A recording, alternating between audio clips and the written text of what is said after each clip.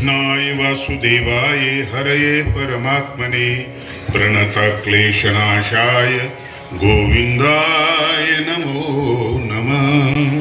सच्चिदानंदरूपाय विश्वोत्पत्त्यादिहेतवे तापत्रय विनाशाय श्रीकृष्णाय वयं नमः। श्री गोपाल कृष्ण महाराज की जय।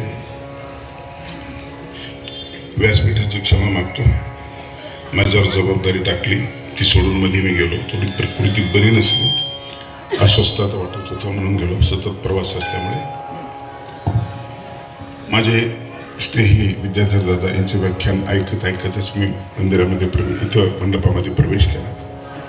खूप दिवसानंतर ऐकण्याच्या योगाला पूर्ण ऐकायची इच्छा होती, परंतु प्रकृतीमुळे ऐकायला मला जमलेलं नाही. माझ्याकडे जी जबाबदारी सोपवलेली आहे ती पार पाडण्यासाठी या ठिकाणी मी उपस्थित झालो. माझे मित्र विद्याधर दादा शहापूरकर, आदरणीय मानभाऊ जिल्हा परिषदेचे अध्यक्ष कासराचाईचे बाबा मुकुंदराज बाबा, महंत आदरणीय वाल्याराज बाबा, आपले इथले गावचे मंदिराचे संचालक विठ्ठलवाडीचे महंत श्री पिलांसकर बाबा, कारेगावचे आदरणीय श्रद्धे महंत श्री बाबा आणि विठेचे चक्राख्य प्रकाशनचे संचालक स्नेही, उपस्थित व्यासपीठावरील सर्व संत महंत, कार्यक्रमाचे संयोजक आदरणीय हंसराज बाबा उर्फ अण्णा आणि त्यांचे लाडके शिष्य जे आपल्या कर्तृत्वाने आता उभारून येत आहेत. वेगवेगळ्या क्षेत्रामध्ये काम करण्याची क्षमता त्यांच्यामध्ये आहे आणि अण्णा त्यांना आधार आहेत, ते अण्णाला आधार देत आहेत. असे आमचे स्नेही अनिल बापू, आपण सर्वात सश्रद्ध बंधू आणि भगिनींनो, मंदिराचा हा वर्धापन दिन मधीच पंचावतार उपार असा हा मंगलमय सोहळा आहे. मंदिर म्हणजे काय असतं? मंदिर एक पवित्र जागा असते.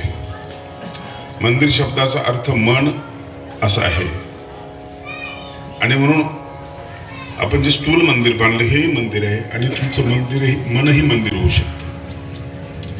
मनामध्ये सतत पवित्र विचार जर असतील तर त्या मनाला मंदिर असं म्हटलेलं आहे.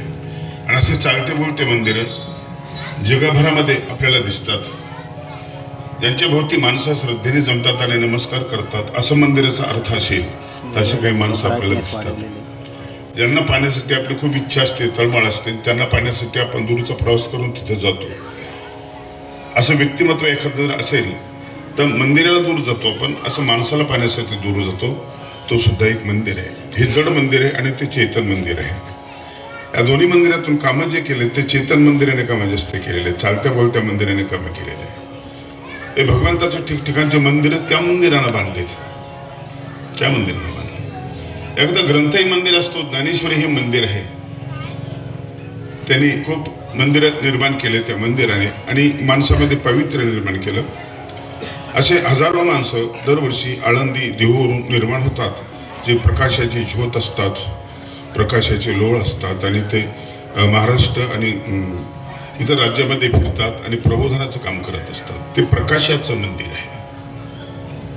हे प्रकाशाचं मंदिर आहे. मंदिरं बुद्ध धर्मामध्ये आहेत, मंदिरं सगळ्याच क्षेत्रामध्ये आहेत, परंतु जिथं प्रकाश आहे, प्रकाशाचं केंद्र आहे, त्याला मंदिर असं म्हटलं जातं. आणि हे संस्कार, हा प्रकाश आपल्या मुलांमध्ये टाकण्यासाठी आपण हे सेंटर उभारलेले आहेत. अशी एक पवित्र जागा जिथं ज्ञानाने थकून जावं आणि विश्रांती घ्यावी असं एक वैराग्याचं मंदिर आहे. डॉक्टर बाबासाहेब आंबेडकर ज्यावेळेस गाडगे बाबांच्या पायाजवळ बसून एक निर्णय त्यांना मागतात, सल्ला मागतात की बाबा, मी हिंदू धर्मामध्ये होतो, खूप त्रास झाला, मला धर्मांतर करायचं, काय करू? एक खूप शिकलेला माणूस काहीच नाही शिकलेल्या माणसाकडे सल्ला मागतो. भारतीय घटनेचा शिल्पकार असलेला एक माणूस ज्याला सही करता येत नाही त्याला सल्ला मागतो. हे ज्ञान इथे विश्रांतीसाठी येतं. जिथे विश्रांती मिळते ते मंदिर आहे, जिथे ऊर्जा मिळते ते मंदिर आहे. आणि म्हणून आपल्या मुलांना शिकवत असताना, आपण आपल्या मुलांना घडवत असताना आपण त्यांच्या डोक्यामध्ये काही लोड करत असतो. पहिलं काहीच नसतं, कोर असतं. ते जन्माला आलं त्यावेळेस कुठल्या धर्माचं नसतं, कुठल्या देशाचं नसतं, कुठल्या जातीचं नसतं. आपण त्याच्यामध्ये लोड करत असतो. तो हिंद आहे, तो मुसलमान आहे, तो अमुक आहे, तो अमुक आहे, तो या जातीचा आहे, तो त्या जातीचा आहे. म्हणजे विभाजनाचे बीज नकळत आपण त्याच्यामध्ये पेरत असतो. तो या प्रांताचा आहे, त्या प्रांत, हे आपल्याला चालत नाही, ते आपल्याला चालत नाही. सांप्रदायिकता, जातीयता, ह्या सगळ्या गोष्टींमध्ये आपण लोड करत असतो. आणि करत असताना त्याला पूर्ण करण्याचा आपला जो प्रयत्न असतो, चुकून आपल्याकडून तो अपूर्ण होत असतो. चुकून अपूर्ण होतो. आपण त्याला म्हणतो तुला फौजदार व्हायचंय, तुला कलेक्टर व्हायचंय, तुला हे व्हायचंय. आपण लोड करत असतो. मग तो पाहुण्यांना सांगत असतो मला फौजदार व्हायचंय, मला इंजिनियर व्हायचंय, मला अमुक व्हायचंय. हे बाहेरून तुम्ही टाकलेलं आहे, आपल्याला जमलेलं नाहीये. खूप आता प्रगती केलेली आहे आपण. चंद्रावरचे चक्कर, समुद्राच्या बुडाशी,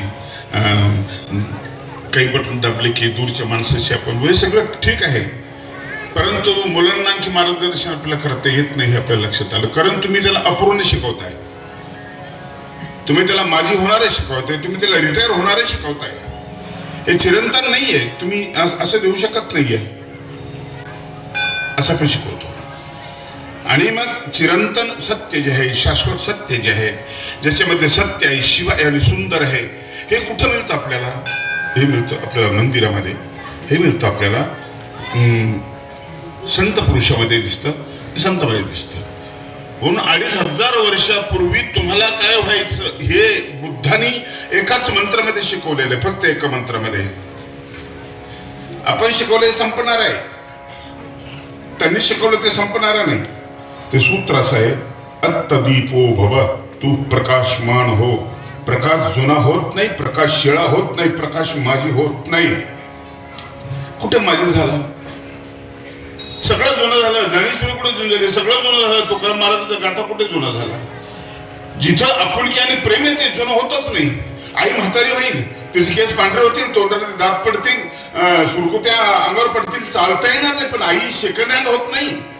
तुमच्या गाड्या सेकंड हँड होतात. 50 लाखाची गाडी आणा तुम्ही, दुसऱ्या दिवशी तिची किंमत कमी झालेली असते.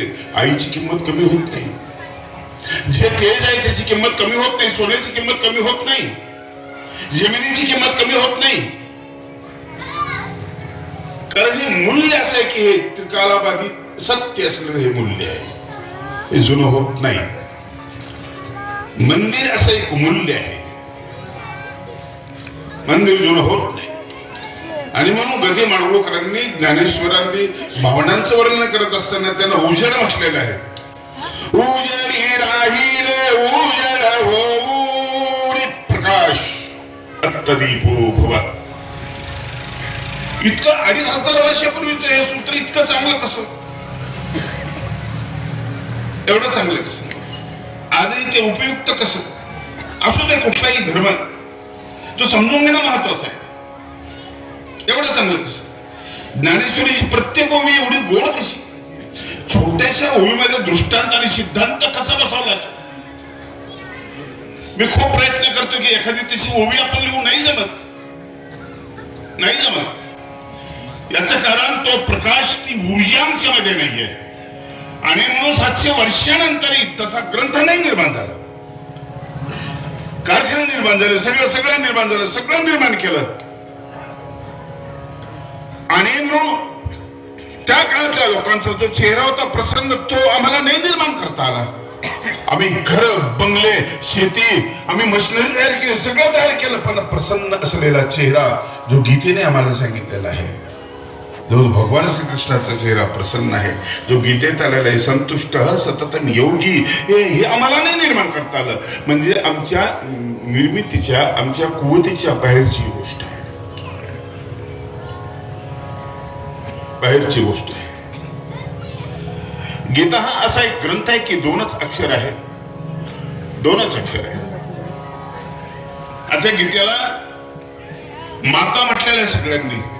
ज्ञानेश्वर महाराजांनी निष्कपट माऊली हा शब्द वापरला. निष्कपट माऊली तर सगळीच आहे, पण ही निष्कपट माऊली आहे. विनोबाजींनी गीताई नावाचं पुस्तक लिहिलं. गीतेचा अर्थ सोपा करण्यासाठी. प्रेमळ माणसं सोपं बोलत असतात, विद्वान माणसं अवघड बोलत असतात. मम्मी आपली भाषा बदलून टाकते आपल्या लेकरांसाठी. चल भुडू करायचं, आपल्याला मम्मम करायचं, आपल्याला भोर जायचं.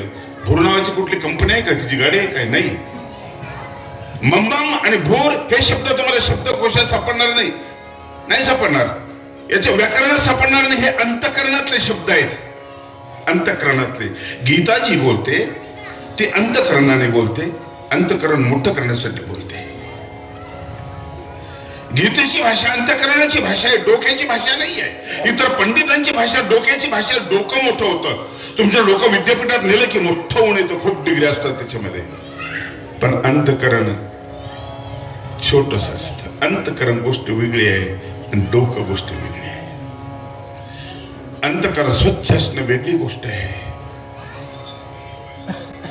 भिन्न भिन्न गोष्टी आहेत. सगळं शिकलेल्या माणसाचं अंतःकरण चांगलं जर नसेल तर निर्भया प्रकरण घडतं, प्रियकारेंनी प्रकरण घडतं. एवढी अक्कल आल्यानंतरही गोष्टी घडतात. कशा घडतात त्या गोष्टी? घडतात तर शिकलेल्या लोकांमध्येच का घडतात, आदिवासी भागात का घडत नाही? डॉक्टर अभयबंगचं व्याख्यान मी ऐकलं. अभयबंग म्हणाले की मी 25 वर्षापासून गडचिरोली परिसरात राहतो. लोक म्हणतात तिथं नक्षलवाद तयार होतो. ते म्हणतात होत नाही. तिकडेच बघा, पुणे, मुंबई, दिल्ली वगैरे तिकडे बघा. 25 वर्षापासून आदिवासी लोकांमध्ये मी आहे. एक बलात्कार झालेला मी कधी ऐकलेला नाही आमच्या परिसरामध्ये. आदिवासी आणि अडाणी लोकांचा परिसर इतका पवित्र असू शकतो, एवढा चांगला असू शकतो.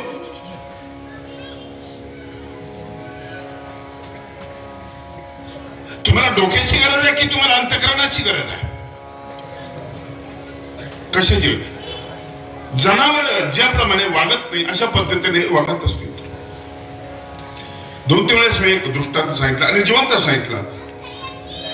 टीव्ही पाहत असतानाच मला ते बघायला भेटलं. सगळ्याच गोष्टी कुठं वाईट नसतात, सगळ्याच गोष्टी कुठंच चांगल्या नसतात. एक मेंढपाळ असतो आणि तो मेंढपाळ जंगलामध्ये मेंढर घेऊन चालत असतो. पत्नी सोबत असते, धष्टपुष्ट असतो, सुंदर असतो, पत्नी असते. दोघे मेंढर सांभाळतात. जंगलाचा सहवास. मुलगा झाला, त्या मुलाला शाळेमध्ये टाकलं. गाव बदलतात, शाळा बदलते. नंतर त्याला स्थिर ठेवलं. मुलगा हुशार झाला, खूप हुशार झाला, क्लास 1 अधिकारी झाला, नोकरीला लागला, बंगला बांधला शहरमध्ये. आणि एक दिवशी तो येतो, बापाला म्हणतो, बाबा चला ना माझा बंगला बघायला. सुनबाईने बोलवले तुम्हाला. नग बाबा नग, तुझा बंगला माझं बरं आहे, जंगल मला बरं वाटते. तर नग, जंगल प्रसन्न असलं तर बंगल्याला नाकारत. ओढ कुठे आपली? परत शहरमध्ये पश्चाताप झालाय की आणखी कुठेतरी शहरच्या बाहेर रोडच्या एखादा आपण जागा घेतो निवांत. आणखी जंगलाची ओढ आहे. झाडं लावताच ना तुम्ही घरामध्ये थोडे थोडे, त्याचं आकर्षण आहे. मी येईना, आई म्हणाली जाणार आहे, जा बाबा. नवऱ्याला म्हणाली जाओ तुम्ही, जा. आई लेकरू आग्रह करते ना. गेला तो. रस्त्यानं चालत होता, कधी बघितलं नव्हतं शहर. उंच उंच इमारती, करंजे, कुठे ट्रॉफिक टक्कर होती की काय असं वाटतं. लहान मुलासारखा भाबड्या मनाचा तो माणूस रस्त्याने चालत होता, दचकत चालत होता. आला, बंगल्यामध्ये गेला. बंगल्यामध्ये नेलं त्याला. बाबा तुम्ही आंघोळ करून घ्या. आणि त्याने बाथरूम मध्ये नेलं. त्याचे कपडे काढल्याने शावर सुरू केलं आणि तो आला बाहेर. बंद करून टाकला दरवाजा. केवढा आनंद, केवढा आनंद. माझ्या लेकरानं एवढीशा खोलीत पाऊस तयार केला माझ्या लेकरानं. मी जाणार, माझ्या गंगेला सांगणार मी माझ्या बायकोला, बघ आपलं लेकरू किती हुशार झालं. हे अज्ञान आहे, पण अज्ञानातला आनंद किती मोठा आहे. छोटी गोष्ट केवढा मोठा आनंद देऊन जाते. त्याला शावर माहिती नाही, त्याला टाकी माहिती नाही, काही माहिती नाही. पोराचं कौतुक करतो की किती कमाल केली पोराला. आऊन झाली. सोफा सेटवर बसवलं. चहा सांगण्यासाठी गेला मुलगा, पण जाताना टीव्ही चालू करून गेला. कार्टून लागलेलं होतं, तो तिकडे गेला. याने बघितलं ते, अरे या डबड्यामध्ये कुठल्या देशाची माणसं आली रे बाबा, हे कुठली माणसं आहेत हे. पोरगा हसला, परत आला, चॅनल बदललं आणि एक मराठी चित्रपट लागलेला होता. परत पोरगा गेला चहा बघायला. चित्रपटामध्ये एक अल्पवयीन मुलीवर अर्धांड माणूस बलात्कार करतानाचं दृश्य होतं. ते दृश्य त्याने बघितलं आणि ती मुलगी चिरकली. त्याच्या काहीच कपत गेला तो आवाज. ताटकन उठला, खेटर पायात घातले, घोंगड खांद्यावर ठेवलं, काठी हातात घेतली. पोरा मी चाललो, मी थांबना इथं, मी थांबना. तुझ्या डबड्यामध्ये काय चाललं माहितीये का? काय आणलं सर तू घरामध्ये? निघाला ताड. बाबा बाबा मी थांबना, बाबा थांबा. नाही थांबा, तुझ्या घरात काय चाललं बघ ना तू. माझ्या जंगलात नाही रे बाबा, तुझ्या जंगलात नाही. घर मोठं सगळं चांगलं आहे तुझं, पण तुझ्या बाबावर थुकतो मी थांबना इथं. ताड ताड निघून गेला. ही झोंब कुठे गेली? श्रद्धांजली वाहण्यापुरते आपण वक्ते बनलो, आंदोलन करण्यापुरते आपण माणसं उरलो होतो. झोंब कुठे गेली? द्रौपदीच्या वस्त्राला हात लावण्याची शिक्षा कौरव संपवले. सीतेला रावणाने नेलं याची शिक्षा लंका जाळली, रावण संपवला. छत्रपती शिवाजी महाराजांनी राज्याच्या पाटलाकडून चूक झाली, त्याचे हात तोडले.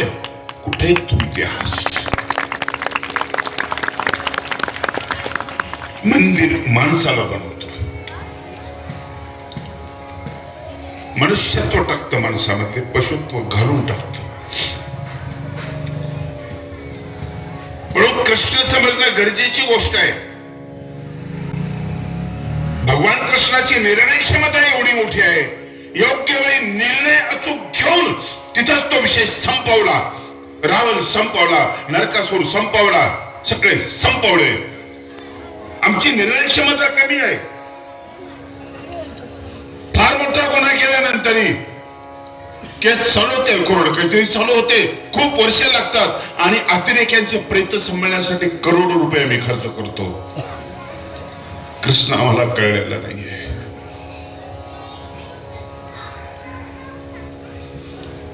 रामराज्य पाहिजे असं आपण म्हणतो, कशाला? गोकुळ पाहिजे असं आपण म्हणतो, गाव गोकुळ सारखं पाहिजे, कशाला? गोकुळ संकटाचं गाव आहे. श्रीकृष्णाचा जन्म झाल्यापासून गोकुळ परेशान आहे. गोकुळ कशाला पाहिजे? हल्ले होतात, अतिरेक्याचे हल्ले होतात त्या गोकुळवर, तरी गोकुळ कशाला? हल्ल्याला तोंड देण्यासाठी कृष्ण तुझ्या गावामध्ये असावा म्हणून गोकुळ पाहिजे.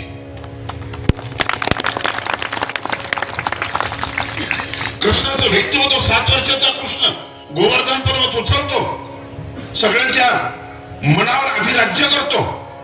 सगळ्या लोकांनी तेच ऐकलं. गोवर्धनची पूजा करा, इंद्राची पूजा करायची नाही. सगळ्या गावावर एका मुलाचं वर्चस्व कशामुळे निर्माण झालेलं आहे? असा मुलगा पण असा वयस्कर माणूस आम्हाला दिसत नाही. दिसतो, शिकलेला दिसतो, पण असा संकुचित मनाचा दिसतो. हृदयाच्या ग्रंथी तिच्या अंतःकरणामध्ये आहे.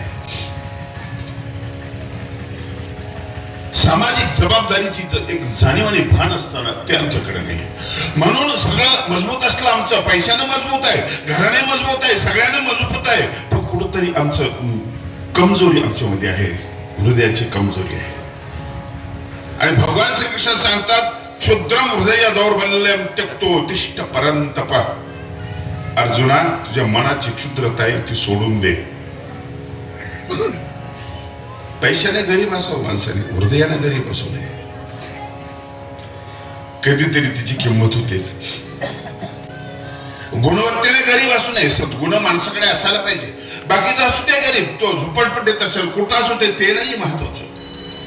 पण एखाद्या स्टेशनला गरीब बाई बसलेली आहे, ती गाणं म्हणते, बिस्किटावर गाणं म्हणते, तुकड्यावर गाणं म्हणते, आणि एक दिवस ते श्रीमंतीचे कजर होते, नंतर तेच गाणं ते 6 लाख रुपयाला विकलं जातं. 6 लाख रुपये घेतले, फार मोठं काही नसतं. तेरे मेरे तेरी मेरी कहाणी. 6 लाख रुपये अगोदर बिस्किट होत. हे म्हणले तुमच्या घरात काय महत्वाचं नाही, तुमच्यात काय आहे महत्वाचं आहे. आजूबाजूची श्रीमंती दाखवून काय फायदा आहे, तुमच्यात काय. पांडवामध्ये सगळे गुण होते, अर्जुनामध्ये सगळे गुण होते, पण एक कमजोर होती, एक गरीब होती. आणि युद्धाच्या प्रसंगामध्ये तो म्हणतो मी नाही लढणार. झालं काय, तयारी करून असतो तू बस्ता बांधला, तुझ्या पसंतीचं बूट घेतला, तू म्हटल्याचं पत्रिका छापल्या, तू म्हटल्या त्या गावाचा बँड लावला आणि अंतरपट्यात समोर उभा राहिला आणि म्हणतो मला नाही लढायचं. भगवंताने तिथे अर्जुनाला शिवी दिलेली आहे. आणि क्षुद्र हृदयाचं म्हटलेलं आहे, नपुंसक म्हटलेलं आहे. मंदिर पुरुषार्थ टाकतं माणसामध्ये. गीतेने पुरुषार्थ टाकला. पुरुषार्थ गीतेने डोळे दिले, गीतेने कान दिले. डोळे असे दिले की डोळे तर तुम्हाला आहेत, पण दृष्टी तुम्हाला आम्हाला नाही आहे. डोळ्याची दृष्टी डॉक्टर करतो, तो चष्मा देतो. लांब पाहता येत आपल्याला, पण दृष्टीने देता येते.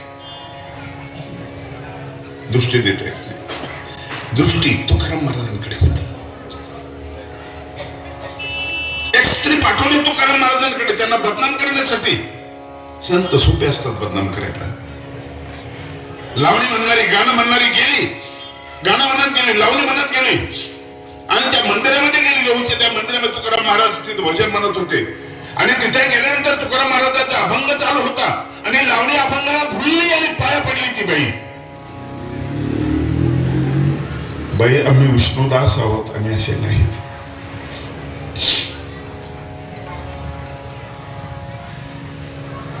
आईमध्ये, बाईमध्ये आई पाहण्याची दृष्टी. दृष्टीच आहे. छत्रपती शिवाजी महाराजांनी कल्याणच्या सुभेदाराच्या सुनेकडे बघितलं, पण तिच्यातली आई बघितली, तिला नेलं घरामध्ये. मासाहेबांना सांगितलं अलंकार वस्त्रभूषणे देवुनी मानाने परत सासरी पाठविले तिज शिवभूपालाने. रायगडाच्या पाषाणातून शब्द असून येती आम्ही सुंदर झालो असतो. वदले छत्रपती, वदले छत्रपती.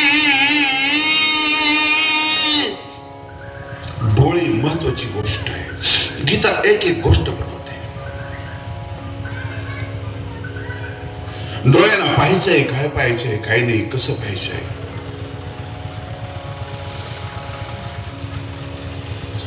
माणूस घडवण्याचा कारखाना म्हणजे भगवद्गीता आहे. माणसं घडवले ज्ञानेश्वरीने, माणसं घडवले चक्रधर स्वामींच्या सूत्रांनी. जे जे सद्विचार आहे कुठल्याही संप्रदायाचे, कुठले असो, त्यांनी माणसं घडवले. आपण धान्य पेरतो, 1 वर्ष आयुष्य असतं धान्याचं, नंतर त्याचा भोगा होतो, पीठ होतं. माणूस पेरायला 100 वर्ष आयुष्य असतं. विचार पेरल्यानंतर अनंत काळापर्यंत टिकतात. ते विचाराला आयुष्य असतं. विचार जगवतात माणसाला, विचार जगवतात. विचाराची पेरणी आमच्या संतांनी केली. जे जे संत आम्हाला भव्य वाटले, दिव्य वाटले, त्यांचे आम्ही मंदिर बनवले. जे जे भावला त्याच्या मंदिर बनवले. कधी कधी अतिरेक झाला, अमिताभचं सुद्धा मंदिर बनवलं. रावणाचं ज्यांना जे आदर्श वाटलं त्यांचे मंदिर तयार होत गेले.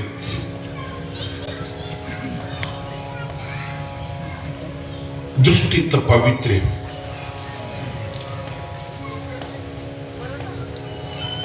सगळा माणूस आपण दृष्टीतून ओळखतो की नाही, डोळे पाहून बघतो, ओळखतो आपण. बाया म्हणतात मेल्याची नजर चांगली नाही, काहीच बघितलेलं नाही, बाकीचं नजर पाहिली, त्याच्या नजरेतले भाव पाहिले आणि ओळखला याची नजर चांगली नाही. ओळखलं. अर्जुनाचं हृदय फिरलं होतं. अर्जुनाने बघितलं, पण गीतेतला एकाच शब्दात त्यांनी त्याच्या मनावर परिणाम करू गेला. कुरून हा शब्द भगवंत सांगतात, बघ कुरून एक शब्द ऐकला आणि त्याच्यात बदल झाला. कारण तिचा प्रांताभिमान जागा झाला, जातीभिमान जागा झाला, नाते गोते जागे झाले. कौरवांना मारायचे हे माझे, आणि तिथं बदलला. इतरांना खूप फाशी दिली, खूप गुन्हेगारांना फाशी दिली, पण स्वतःच्या मुलाला फाशी झाली त्यावेळेस जसा न्यायाधीश बदलतो, एक 100 गुन्हेगार सुटले तरी चालतील पण एक निरापराध बळीने गेला पाहिजे, तिथे तिची भाषा बदललेली असते. तो क्षमेची भाषा करतो. असं अर्जुनाचं झालं. पाहता नाही आला त्याला, पाहता नाही आला. इथं कधी कधी भगवंताची भूमिका चुकली वाटते. ज्या म्हाताऱ्याने सांभाळलं, आजोबाने भीष्माने ज्याला हातात धरून चालवायला शिकवलं, ज्याला बाण चालवायला शिकवलं, हे सगळ्या म्हाताऱ्यांना मारा असं कृष्ण म्हणतो. कृष्णाची बाजू या ठिकाणी बरोबर आहे. हे घरातले चांगले आहेत, शिकवलं लहानपण तुझं वगैरे, हे सगळ्या गोष्टी चांगल्या आहेत, सगळ्या गोष्टी चांगल्या. पण द्रौपदी वस्त्रहरण होत असताना या सगळ्यांनी खाली माना घातल्या होत्या. आणि जेव्हा सज्जन लोक खाली माना घालतात त्यावेळेस दुष्ट माणसं मान वर करत असतात. तेच होतं तुमच्या गल्लीमध्ये, तुमच्या गावामध्ये तेच होतं. सज्जन म्हणतात त्या भानगडीत आपण कशाला पडायचं. घरातले कोतो करतात, आमच्या बाबांना मध्ये पडत नाही. गल्लीमध्ये माझं भांडण झाली, खून झाला ना, आमच्या बाबांना घराच्या बाहेर आले नाहीत. हे सज्जन आवडत नाही कृष्णाला. आणि या सज्जनांची संख्या जास्त वाढत चाललेली आहे. खरं बोलायची हिंमत नाही, दडपण आणि प्रलोभनामध्ये हा माणूस जगतोय. इतर लोकांना मारलं तू, इथं तू तत्वज्ञानाची भाषा करतोय, अध्यात्माची भाषा बोलतोय. इतर ठिकाणी कसं केलं नाही तू तसं.